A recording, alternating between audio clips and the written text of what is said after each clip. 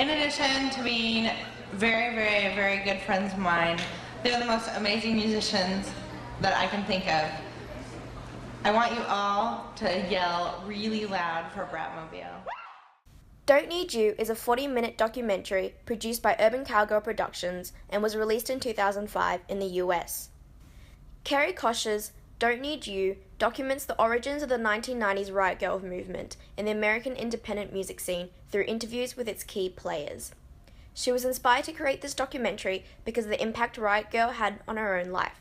It introduced her to feminism and feminist values, and Koch wanted to pay tribute to that movement.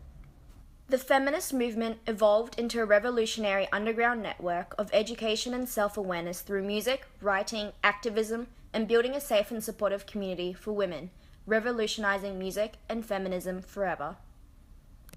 Everything was changing, like the social landscape, at least in our lives, was changing dramatically, you know? It's like girls were just taking over the whole punk rock scene. Don't Need You is a documentary made by women to empower women.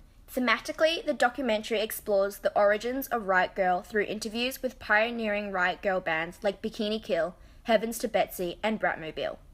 Koch uses interview footage and archival materials interspersed with examples from the Riot Grrrl manifesto, such as original Riot Grrrl zines, flyers, and photographs to weave the fabric of this historical narrative. The structure of the documentary has created themes directly from the statements of the Riot Grrrl manifesto, such as, quote, "Because we are angry at a society that tells us girl equals dumb, girl equals bad, girl equals weak," end quote. This sparks a theme of the female stereotype. The documentary discusses other themed topics such as the patriarchy, revolution, self-discovery, empowerment, DIY ethics, discrimination, and the media.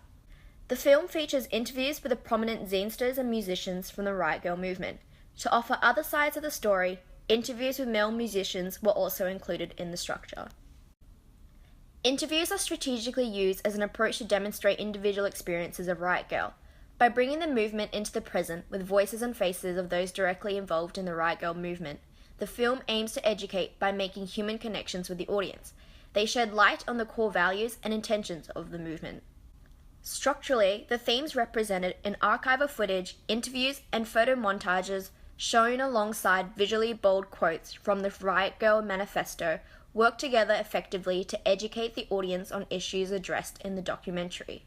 Split screens are used as a creative and technical strategy to persuade and educate the audience by providing a visual narrative alongside footage of the interviews.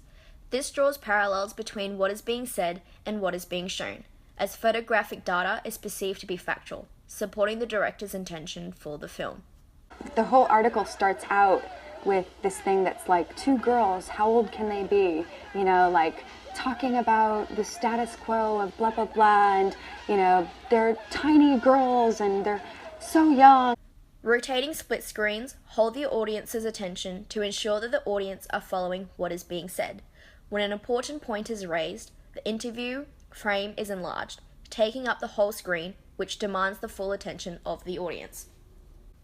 As the documentary unfolds, shots of the interviews are incrementally zoomed in so that the attention and importance of what is being said is emphasized. This creates an intimate moment between the viewer and the speaker. The final few scenes in this documentary, through a reflective nature, show the meaning and significance of Riot Grrrl as a movement. The structure of the film delivers an introduction to Riot Grrrl, and the informed tone is necessary to educate the audience on the movement's history and legacy. Just opening up a discourse for women and saying it's really important that we're girls and it's really important that we're doing things, and we're claiming that what we're doing is important. This is for the Riot Grrrls.